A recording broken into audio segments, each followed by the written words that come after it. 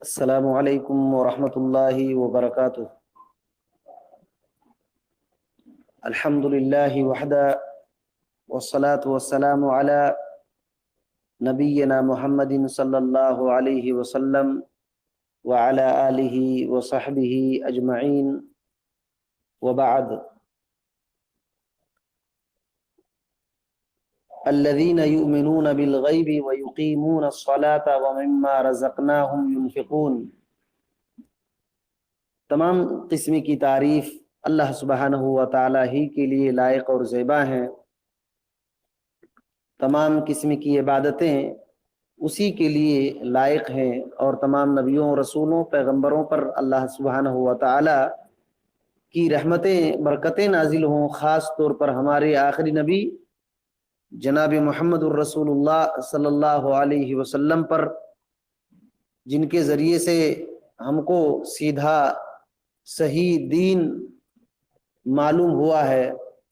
میرے بھائی اور بزرگوں، دوستو، ہم سبھی کو معلوم ہے کہ ہم لوگ امام احمد بن حنبل رحمۃ اللہ علیہ کی کتاب اصول السنہ پڑھ رہے ہیں، اور اللہ کے فضل و کرم سے ہم لوگ یہاں تک پہنچے تھے الایمان بعذاب القبر، قبر کے عذاب کے بارے میں ایمان لانا، یہاں تک بات ہماری پہنچی تھی۔ امام احمد بن حنبل رحمۃ اللہ علیہ فرماتے ہیں کہ قبر کی عذاب پر ایمان لانا ہے، اور اس بات پر ایمان لانا ہے کہ یہ امت اپنی قبروں میں آزمائی جائے گی، اور ان سے ایمان کے بارے میں، اسلام کے بارے میں سوال ہوگا، اور یہ سوال ہوگا کہ اس کا رب کون ہے، اس کا نبی کون ہے، یہ سوال ہوگا۔ منکر نکیر آئیں گے، اس بات پر بھی ایمان لانا ہے، جیسے اللہ چاہے گا ویسے آئیں گے، جیسے اللہ تعالیٰ ارادہ کرے گا ویسے آئیں گے۔ اس پر ایمان لانا اور اس کی تصدیق کرنا ہم پر ہے۔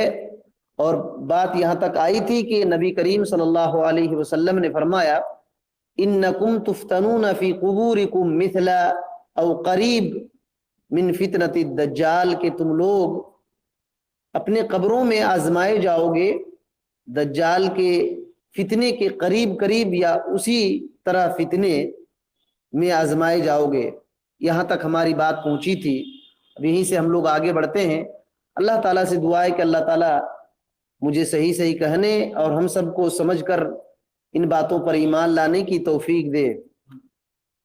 دیکھیے، نبی کریم صلی اللہ علیہ وسلم نے قبر کے فتنے کو، آزمائش کو کتنا بڑا قرار دیا ہے کہ دجال کے فتنے کے قریب اور اس کی طرح قرار دیا۔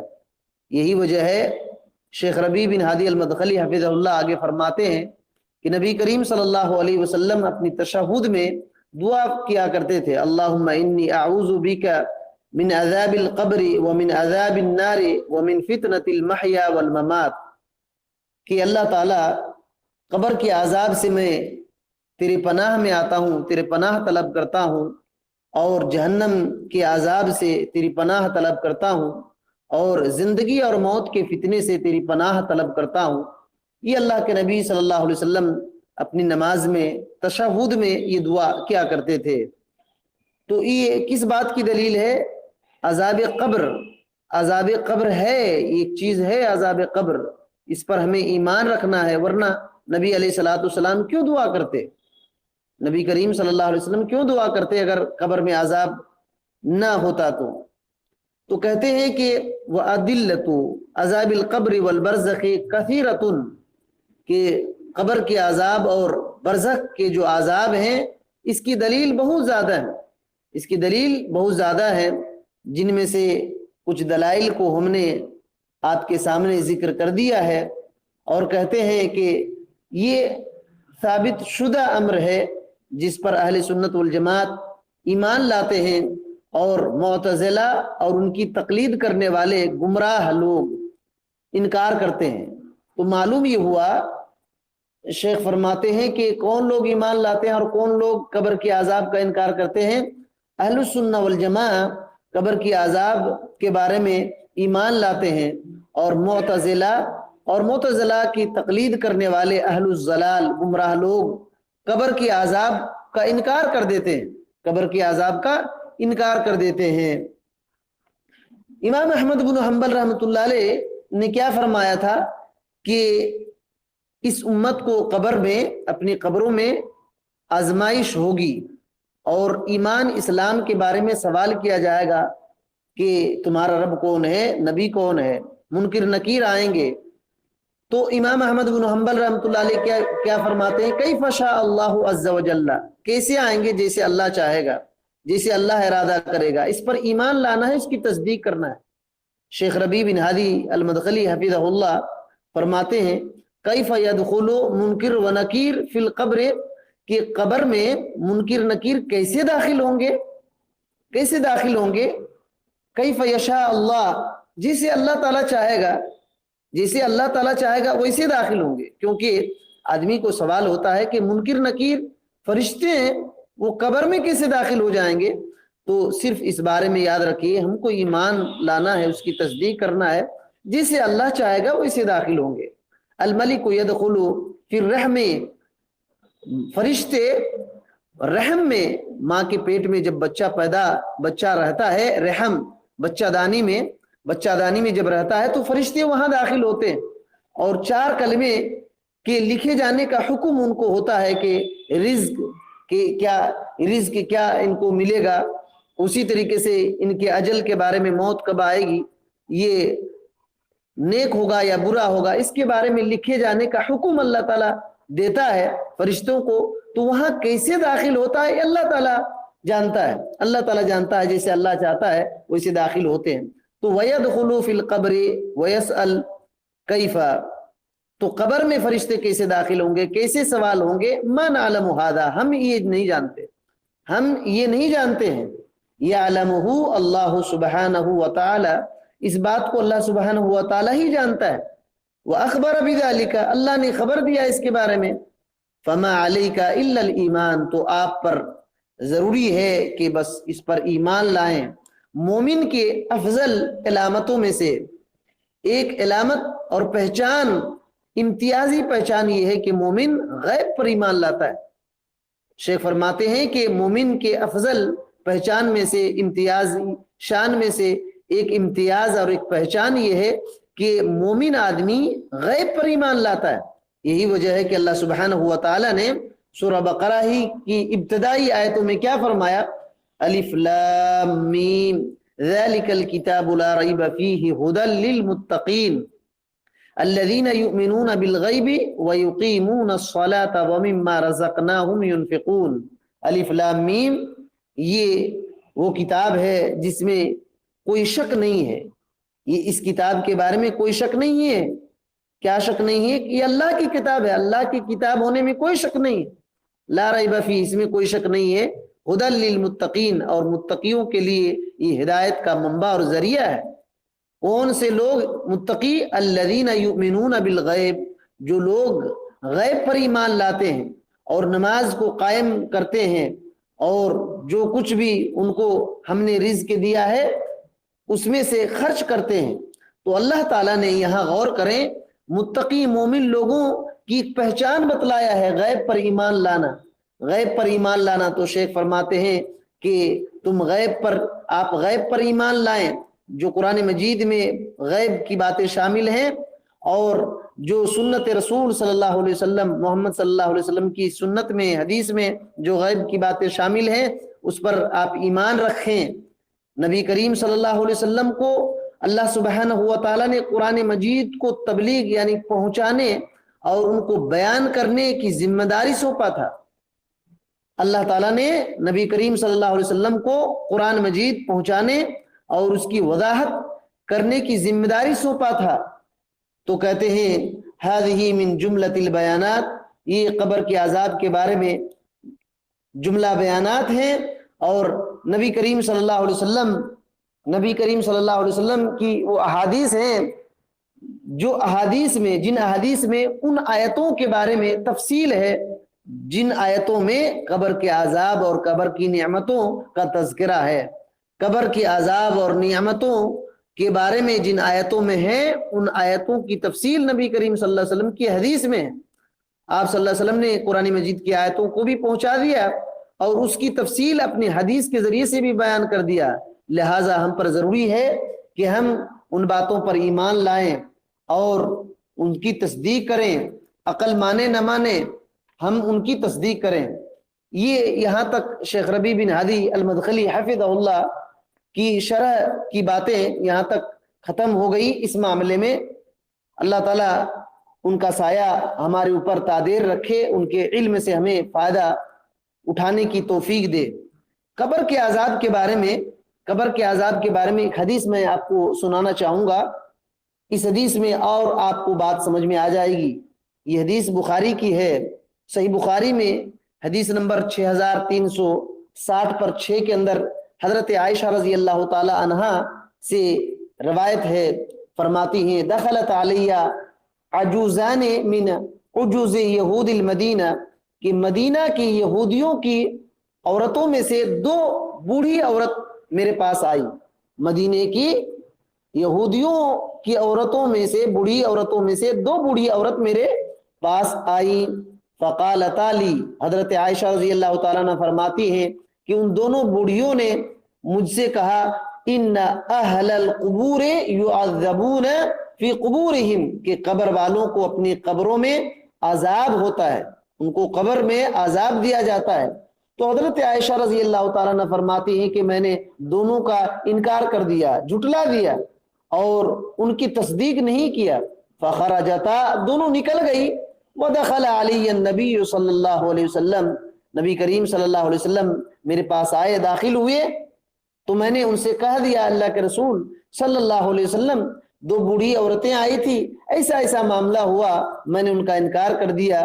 نبی علیہ الصلوۃ والسلام نے فرمایا کہ صدقتا، دونوں نے سچ کہا، ان دونوں بوڑھی عورتوں نے، یہودیاں ہیں، دونوں نے سچ کہا۔ انہم یعذبون عذابا، یقیناً قبر میں عذاب ہوتا ہے، قبر والوں کو عذاب دیا جاتا ہے۔ تسمعہ البہائم، جن عذاب کو چوپائے جانور سنتے ہیں، جن عذاب کو چوپائے جانور سنتے ہیں، کلھا، تمام چوپائے جانور سنتے ہیں۔ فما رأیتہ بعد فی صلاۃ، حضرت عائشہ رضی اللہ تعالی عنہ فرماتی ہیں کہ اس کے بعد اللہ کے نبی صلی اللہ علیہ وسلم کو میں نے دیکھی کہ ہر نماز میں آپ صلی اللہ علیہ وسلم عذاب قبر سے پناہ مانگا کرتے تھے، ہر نماز میں عذاب قبر سے پناہ مانگا کرتے تھے۔ یہ صاف صاف حدیثیں ہیں جس کا انکار نہیں کیا جا سکتا ہے، لیکن معتزلہ کا مذہب اور مسلک کیا ہے؟ قبر میں عذاب نہیں ہوتا، ان لوگوں نے انکار کر دیا۔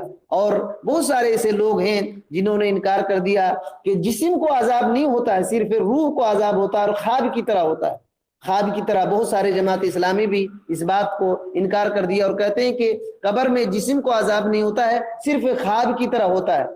لیکن حدیث میں یہ بات ثابت ہے کہ قبر میں مومن کی قبر کو وسیع کر دی جاتی ہے، حد نگاہ تک پھیلا دی جاتی ہے، اور جنت کے دروازے کھول دیے جاتے ہیں اور جنت کی ہوائیں آنے لگتی ہیں، اور کافر کی قبر کو تنگ کر دی جاتی ہیں، یہاں تک کہ ایک پسلی دوسری پسلیوں میں گھس جاتی ہیں، اور جہنم کے دروازے کھول دیے جاتے ہیں جس کی گرمی آتی ہے۔ یہ کیا ہوتا ہے، کیوں ہوتا ہے؟ اور ایسی بھی حدیثیں آتی ہیں کہ قبر میں مردے کو ہتھوڑے سے، لوہے کے ہتھوڑے سے مارا جاتا ہے، چیختے ہیں، انسان کے علاوہ جانور جو چوپائے جانور ہیں ان کو سنائی دیتی ہے۔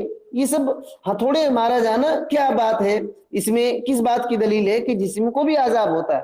نبی کریم صلی اللہ علیہ وسلم کی حدیث ہے مسلم کے اندر کہ لولا اللہ تدافنوا لدعوت اللہ ان یسمعکم من عذاب القبر الذي اسمع منہ، کہتے ہیں نبی علیہ الصلوۃ والسلام نے، اگر تم اپنے یہ ڈر نہ ہوتا کہ تم مردوں کو دفنانا چھوڑ دو گے تو میں اللہ تعالیٰ سے دعا کرتا کہ تم کو اللہ تعالیٰ عذاب قبر سنائے، عذاب قبر سنائے۔ گویا کہ انسان جو عذاب قبر نہیں سن پاتے اس کی بہت بڑی حکمت یہی ہے کہ اگر عذاب قبر انسان کو سنا دیا جائے تو اپنے مردوں کو دفنانا چھوڑ دیں گے، اس بات کا خوف ہے۔ تو اسی میں اللہ تعالیٰ کی رحمت ہے ہم پر۔ اس بات کو شیخ صالح عثیمین رحمۃ اللہ علیہ نے العقیدۃ الواسطیہ کے اندر، اس کی شرح کے اندر ذکر کیا ہے کہ اللہ تعالیٰ کی بہت بڑی مہربانی اور رحم ہے ہم پر کہ قبر کی عذاب ہم نہیں سن پاتے، ورنہ بے ہوش ہو جاتے یا مردوں کو دفنانا چھوڑ دیتے۔ بہرحال یہ جو معتزلہ نے انکار کر دیا، کیوں انکار کر دیا؟ شیخ عبدالعزیز بن عبداللہ راجحی نے اس بات کو ذکر کیا ہے کہ ان کی دلیلوں میں سے ایک دلیل یہ ہے کہ ہم قبر کو کھولتے ہیں۔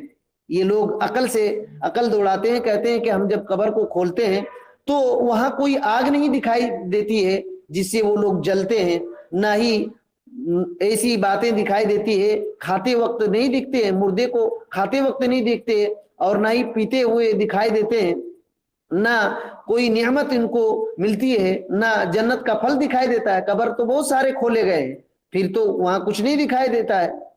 اور پھر یہ لوگ کہتے ہیں کہ اگر قبر کا عذاب ہوگا تو جن کو سولی دے دی جاتی ہے تو ان کو کیسے عذاب ہوگا؟ جن کو چڑیے پرندے کھا لیتے ہیں، درندے کھا لیتے ہیں، مچھلیاں کھا لیتی ہیں، تو ان کو قبر میں تو ان کو ڈالا ہی نہیں گیا ہے، تو کہاں سے عذاب ہوگا؟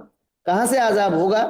تو یاد رکھیے میرے بھائی اور بزرگوں، دوستو، یہ بات غیبی امور سے تعلق رکھتے ہیں، یہ غیبی امور سے اس بات کا تعلق ہے، غیب سے اس کا تعلق ہے۔ اور غیب میں مومن آدمی کیا کرتا ہے؟ ابھی ہم لوگوں نے سنا کہ غیب پر ایمان لانا ہے، اللہ اور اس کے رسول نے بتلا دیا، یہ بات حق ہے، سچ ہے، اس میں کوئی شک نہیں ہے، بس ہمارے اوپر ضروری ہے کہ ہم ایمان لائیں۔ اس کا اگر کوئی تفصیلی جواب دیکھنا چاہتا ہے تو میں رہنمائی کروں گا کہ شیخ صالح عثیمین رحمۃ اللہ علیہ کی شرح جو العقیدۃ الواسطیہ ہے اس کی ضرور پڑھ لیں، انہوں نے تشفی بخش جواب دیا ہے اور پورا ان کا جواب دیا ہے، یہاں وقت اس کی تفصیل کا نہیں ہے، اسی وجہ سے میں اس کو تفصیل سے نہیں بیان کرنا چاہتا۔ اتنی بات یاد رکھیے کہ یہ غیبی امور سے تعلق رکھتے ہیں اور غیبی امور میں ہمیں ایمان لانے کی ضرورت ہے، عقل دوڑانے کی ضرورت نہیں ہے۔ بس وہ برزخی زندگی میں ہے، ہمارے بارے میں وہ کچھ پتا نہیں ہے ان کو، اور ہمیں ان کے بارے میں کچھ پتا نہیں ہے، چلیے تھوڑا سا اور آگے بڑھتے ہیں ایک اصول کی طرف۔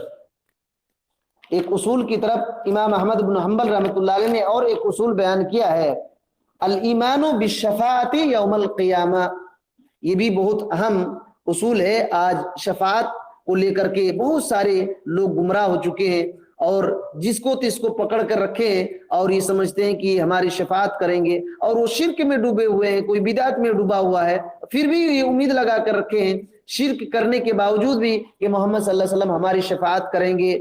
بہت سارے کفر کرتے ہیں پھر بھی یہ عقیدہ بنائے ہوئے ہیں کہ ہماری شفاعت کریں گے۔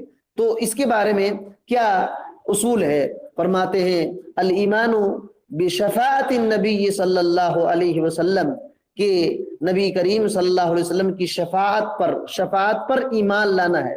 اہل سنت والجماعت جن اصولوں پر، جن عقیدے پر ایمان رکھتے ہیں، جن کو انکار کرنے سے اہل سنت والجماعت سے نکل جائیں گے، ان اصولوں میں، ان عقیدوں میں ایک بات یہ بھی ہے کہ نبی کریم صلی اللہ علیہ وسلم کی شفاعت پر ایمان لانا ہے، نبی کریم صلی اللہ علیہ وسلم کی شفاعت پر ایمان لانا ہے۔ وَبِقَوْمٍ يَخْرُجُونَ مِنَ النَّارِ بَعْدَمَا احترقوا وصاروا فحما، اور ان قوم کے بارے میں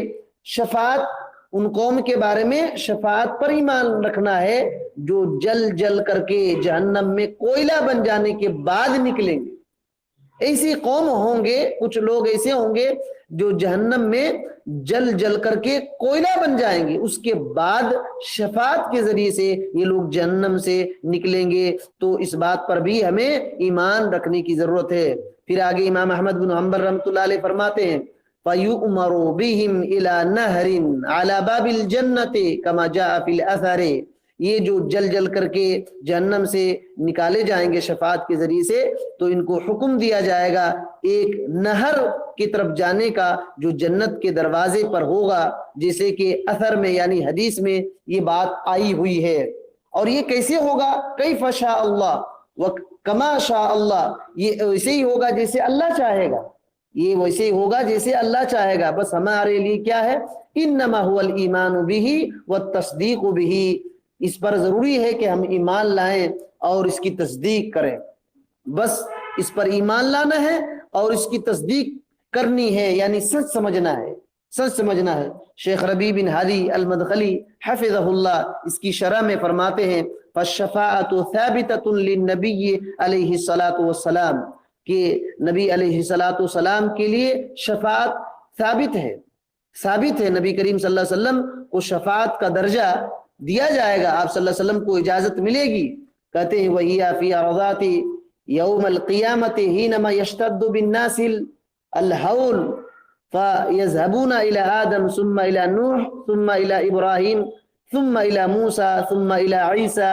کہتے ہیں یہ کب ہوگا؟ نبی کریم صلی اللہ علیہ وسلم کی شفاعت کب کریں گے آپ صلی اللہ علیہ وسلم شفاعت؟ کہتے ہیں کہ قیامت کے دن، اس وقت جب بہت ہی لوگوں کی پریشانی بہت سخت ہو جائے گی، بڑھ جائے گی، لوگ حضرت آدم علیہ السلام کے پاس، نوح علیہ السلام کے پاس، ابراہیم علیہ السلام کے پاس جائیں گے، پھر موسیٰ علیہ السلام کے پاس جائیں گے، پھر حضرت عیسیٰ علیہ السلام کے پاس جائیں گے، اور تمام کے تمام ہر ایک معذرت کر دیں گے، اپنا عذر بیان کریں گے، جو عذر حدیث میں معروف ہے، وہ عذر شیخ فرماتے ہیں حدیث میں معروف ہے، آپ لوگوں نے سنا ہوگا، تمام پیغمبر کہیں گے کہ آج ہمارا رب اتنا غصے میں ہے جتنا غصہ اس سے پہلے کبھی نہیں تھا، اور اپنا عذر بیان کر دیں گے کہ فلاں اس طریقے سے میں نے کیا تھا، آج مجھ کو ڈر لگ رہا ہے۔ بہرحال وہ حدیث میں اس کی تفصیل ذکر ہے۔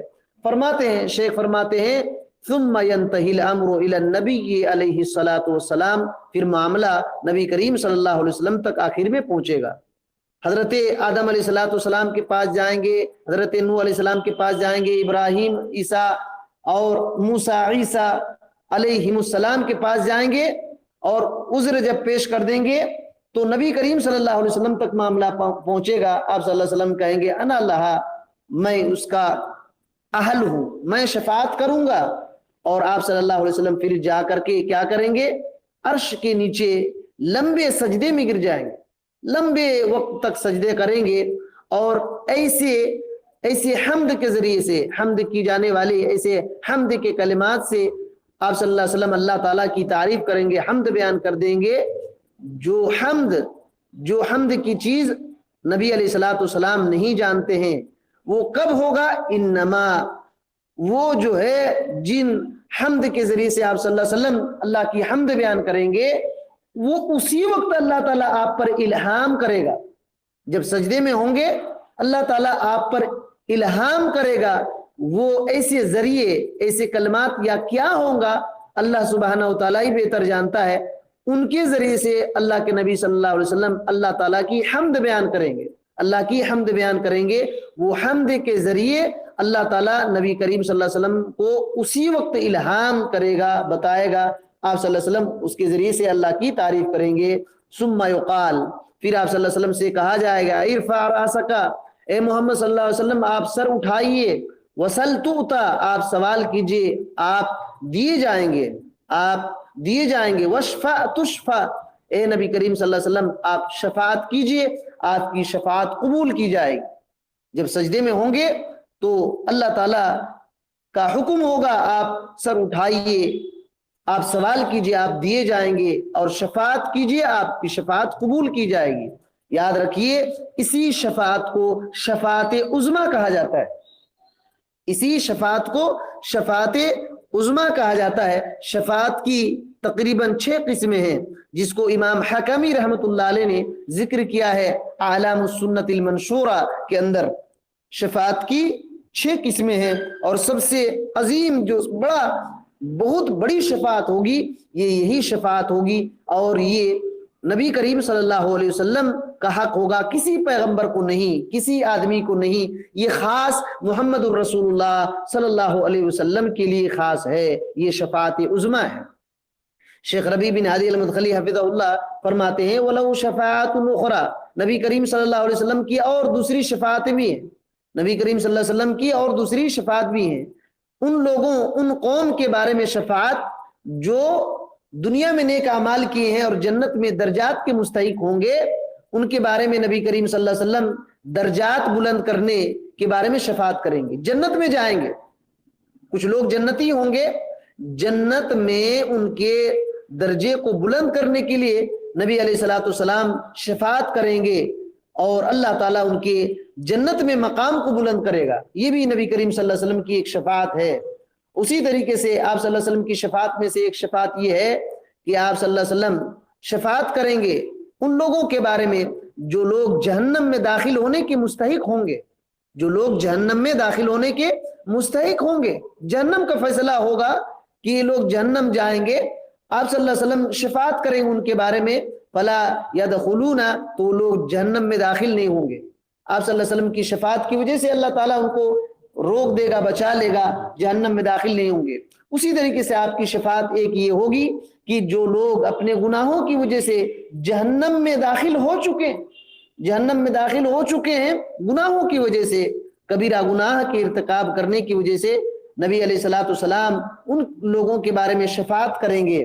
شیخ فرماتے ہیں نبی بھی، دوسرے پیغمبر بھی شفاعت کریں گے، والملائکہ والصالحون، فرشتے شفاعت کریں گے، صالحین نیک لوگ شفاعت کریں گے ان لوگوں کے بارے میں جو لوگ جہنم میں اپنے گناہ کی وجہ سے جائیں گے، تو آپ صلی اللہ علیہ وسلم بھی شفاعت کریں گے، دوسرے پیغمبر بھی شفاعت کریں گے، فرشتے شفاعت کریں گے، نیک لوگ شفاعت کریں گے۔ یہ وہ شفاعت ہے جس میں انبیاء، صدیقین، صالحین، فرشتے داخل ہیں، یعنی نبی کریم صلی اللہ علیہ وسلم بھی شفاعت کریں گے۔ یہ شفاعت آپ صلی اللہ علیہ وسلم پر ہی خاص نہیں ہے، بلکہ یہ شفاعت کے حقدار پیغمبر بھی ہوں گے جن کے بارے میں اللہ تعالیٰ اجازت دے گا، اور صدیقین لوگ بھی شفاعت کریں گے، صالحین لوگ شفاعت کریں گے، اور فرشتے بھی شفاعت کریں گے جن کے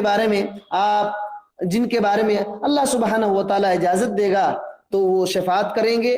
تو یہ بات ہے، اور کہتے ہیں وَأَحَادِيثُ الشَّفَاعَةِ مُتَوَاتِرَةٌ كَثِيرَةٌ جِدًّا، کہتے ہیں کہ شفاعت کی احادیث متواتر ہے۔ متواتر حدیث آپ لوگوں کو پہلے بتایا تھا کہ اتنے راوی ہوتے ہیں جن راویوں کا جھوٹ پر اتفاق ممکن نہیں ہوتا کہ وہ لوگ سب جھوٹ بولیں گے، تو متواتر وہ حدیث ہوتی ہے۔ تو شفاعت کی جو احادیث ہے وہ متواتر ہے اور بہت زیادہ ہے، اور جن میں سے بخاری اور مسلم کے اندر، امام بخاری اور امام مسلم نے روایت کیا ہے، خصوصی طور پر صحیح مسلم میں زیادہ روایتیں ہیں، انہی میں سے حضرت ابو سعید خدری رضی اللہ تعالیٰ عنہ کی مشہور حدیث ہے کہ نبی کریم صلی اللہ علیہ وسلم شفاعت کریں گے، اللہ کا حکم ہوگا کہ اس آدمی کو جہنم سے نکالو، اس آدمی کو جہنم سے نکالو جس کے دل میں 1 دینار کے برابر ایمان ہے، 1 دینار کے برابر ایمان ہے۔ پھر اس آدمی کو نکالو جس کے دل میں آدھا دینار کے برابر ایمان ہے، یہ لوگ جہنم سے نکالے جائیں گے شفاعت کے ذریعے سے۔ پھر اس آدمی کو نکالو جس آدمی کے دل میں گٹھلی کے برابر ایمان ہے، جیسے کھجور کے اندر گٹھلی ہوتا ہے، آم کے اندر گٹھلی ہوا کرتے ہیں، اور نوات کھجور کے گٹھلی کو کہا جاتا ہے، تو گٹھلی کے برابر جس کے دل میں ایمان ہے اس کو بھی جہنم سے نکالو۔ اسی طریقے سے اس آدمی کو جہنم سے نکالے جانے کا حکم ہوگا جس کے دل میں ذرہ برابر ایمان ہے، یہاں تک کہ ذرہ برابر بھی سے کم درجہ، ادنا درجہ بھی، شیخ ربیع بن ہادی المدخلی نے 3 بار ادنا کا ذکر کیا ہے، ادنا کہ ذرہ برابر سے بھی ادنا درجے کا ایمان بھی اگر کسی کے پاس ہوگا، اس ایمان کا کوئی مالک ہوگا تو اس کو بھی نکالا جائے گا۔ تو فرماتے ہیں شیخ کہ فاللہ تبارک و تعالی یخرج الموحدین من النار بما معهم من الایمان، کہ اللہ تبارک و تعالی توحید والوں کو، موحد توحید پرست توحید والوں کو جہنم سے نکالے گا۔ تو توحید پرست جو گناہ کیے ہوئے ہیں، کبیرہ گناہ، ایسے گناہ، اور اس کی وجہ سے اللہ تعالیٰ اگر جہنم میں ڈال دے گا، تو یہ جو ان کے دل میں توحید ہے، ایمان ہے، اس کی بدولت، اس کے ذریعے سے اللہ تعالیٰ رحم فرما کر کے ان کو جہنم سے نکالے گا۔ اس بات پر ہمیں ایمان ہونا چاہیے۔ کہتے ہیں وَلَوْ كَانَ أَدْنَىٰ مِن مِثْقَالِ ذَرَّةٍ، اگرچہ وہ ایمان ان کے ذرہ برابر سے ادنا، اس سے بھی کم ہوگا، پھر بھی اللہ تعالیٰ ان کو نکالے گا۔ کہتے ہیں کہ جیسے کہ صحیح احادیث میں یہ بات ثابت ہے، لیکن کن لوگوں نے انکار کیا ان باتوں کا؟ فرماتے ہیں کہ شفاعت کا انکار خوارج نے کیا، معتزلہ نے کیا، روافض نے کیا، ان کے علاوہ اہل الضلال نے شفاعت کا انکار کر دیا، حالانکہ ثابتۃ بالکتاب والسنہ، شفاعت کی بات کتاب اور سنت سے ثابت ہے، حالانکہ کتاب و سنت سے ثابت ہے، لیکن کون کون انکار کر دیے؟ خوارج، معتزلہ، روافض نے انکار کر دیا۔ یہی وجہ سے یہ لوگ اہل سنت والجماعت میں سے نہیں ہیں، یہ لوگ اہل سنت والجماعت میں سے نہیں ہیں، اہل سنت والجماعت سے نکل چکے ہیں، یہ گمراہ لوگ ہیں۔ تو اللہ تعالیٰ نے قرآن مجید میں کہا وَلَا يَشْفَعُونَ إِلَّا لِمَنِ ارْتَضَىٰ، کہ وہ لوگ شفاعت نہیں کریں گے مگر جس سے اللہ راضی ہوگا۔ یہاں ایک بات یاد رکھیے فائدے کے لیے، شفاعت کی شرطیں، شفاعت کی شرطیں ہیں، شرط یہ ہے کہ جس سے اللہ راضی ہوگا اور جس سے اللہ تعالیٰ جس کو اجازت دے گا اسی کے بارے میں، اور وہی شفاعت کر سکتا ہے۔ دو باتیں ہیں، کون شفاعت کر سکتا ہے اور کس کے بارے میں شفاعت کر سکتا ہے۔ تو جو شفاعت کرے گا اس سے اللہ کا راضی ہونا ضروری ہے اور اللہ کی اجازت ملے گی تب شفاعت کر سکتا ہے۔ اور جس کے بارے میں کوئی شفاعت کریں گے، تو جیسے کوئی مومن شفاعت کر رہا ہے کسی مومن کے بارے میں، تو شفاعت کرنے والے سے بھی اللہ تعالیٰ کا راضی ہونا ضروری ہے اور اس کے لیے اجازت کا ہونا ضروری ہے، اور جس کے بارے میں شفاعت کر رہا ہے اس سے بھی اللہ کا راضی ہونا ضروری ہے۔ اگر رضا اور اذن نہیں ہے تو شفاعت نہیں ہوگی۔ اس بہت ساری آیتوں کو ان لوگوں نے صرف مومن کافروں کے بارے میں جو آیت ہے وہ مومن پر فٹ کر دیا، روافض نے اور معتزلہ نے عموم جو ہے ولا یشفعون کہ وہ لوگ شفاعت نہیں کریں گے، اس کے عموم کو جو کافروں کے لیے ہے اور مومنوں پر بھی فٹ کر دیا، مومنوں پر بھی فٹ کر دیا، حالانکہ ایسی بات نہیں ہے، ایسی بات نہیں ہے۔ مومن جو اہل ایمان ہیں، گناہگار ہیں، جو جہنم میں چلے گئے ہیں، ان کی شفاعت کا ذکر حدیث میں ہے اور قرآن مجید میں بھی ہے۔ سورہ بقرہ میں ایک بات شفاعت کے تعلق سے یہ ہے، یاد رکھیں کہ کافروں کی شفاعت کا انکار ہے قرآن مجید میں، کہ کافر نہ کسی کے بارے میں شفاعت کر سکتے ہیں اور نہ ہی کوئی کافر کے بارے میں شفاعت کر سکتا ہے۔ دونوں بات، کافر نہ کسی کی شفاعت کر سکتے ہیں اور نہ ہی کوئی کافر کے بارے میں شفاعت کر سکتے ہیں۔ اللہ تعالیٰ نے کہا کہ من قبل ان یأتی یوم لا بیع فیہ ولا خلہ ولا شفاعہ، کہ اے ایمان والو تم اس سے پہلے خرچ کرو، اس دن آنے سے پہلے خرچ کرو جس دن کوئی خرید و فروخت نہیں ہوگا، کوئی تجارت نہیں، اور نہ ہی کوئی دوستی کام آئے گی اور نہ ہی شفاعت کام آئے گی۔ یہاں جو شفاعت کے کام نہ آنے کا ذکر ہے یہ کافروں کی شفاعت کی نفی ہے۔ فما تنفعهم شفاعت الشافعین، سورہ المدثر میں 40 پر 8ویں آیت ہے کہ ان کو شفاعت کرنے والوں کی شفاعت کوئی فائدہ نہیں دے گی، نفع نہیں دے گی۔ یہ کافروں کے بارے میں ہے کہ کافروں کو کوئی شفاعت فائدہ نہیں دے گی، نہ یہ شفاعت کر سکتے ہیں نہ کسی کی شفاعت ان کو فائدہ دے گی۔ تو اہل احوا نے، جو بدعتی لوگ ہیں، یہ عموم ہے کہ شفاعت فائدہ نہیں دے گی، یہ کافر کے بارے میں ہے، اس کو مومن پر بھی فٹ کر دیا۔ وَتَرَكُ النُّصُوصَ الْمُتَوَاتِرَ مِنْ سُنَّةِ رسول اللہ صلی اللہ علیہ وسلم، اور رسول اللہ صلی اللہ علیہ وسلم کی متواتر سنت کو ان لوگوں نے چھوڑ دیا، دلیل کو چھوڑ دیا۔ وَتَرَكُوا بَعْدَ نُصُوصِ الْقُرْآنِ، اور بعض قرآن مجید کے نص اور دلائل کو بھی ان لوگوں نے چھوڑ دیا۔ جو شفاعت کی دلیلیں ہیں تو خوارج نے، معتزلہ نے اور روافض نے، شیعہ نے چھوڑ دیا، اور جو آیتیں مومن کے بارے میں شفاعت حاصل ہوتی ہیں جن سے اللہ تعالیٰ راضی ہوگا، ان کی شفاعت کی ان کے بارے میں جو شفاعت کی دلیل ہیں، آیتیں ہیں، ان کا بھی انکار کر دیا اور چھوڑ دیا۔ تو یہ باتیں ہیں۔ شفاعت جو ہے، شفاعت یہ حق ہے، قیامت کے دن ہوگا، اللہ کے نبی صلی اللہ علیہ وسلم شفاعت کریں گے اور خاص شفاعت بھی ہوگی۔ قرآن مجید میں سورہ الانبیاء میں 28ویں آیت پیش کرتے ہیں وَلَا يَشْفَعُونَ إِلَّا لِمَنِ ارْتَضَىٰ وَهُمْ مِنْ خَشِيَّتِهِ مُشْفِقُونَ، کہ وہ لوگ شفاعت نہیں کریں گے مگر کس کی شفاعت کریں گے؟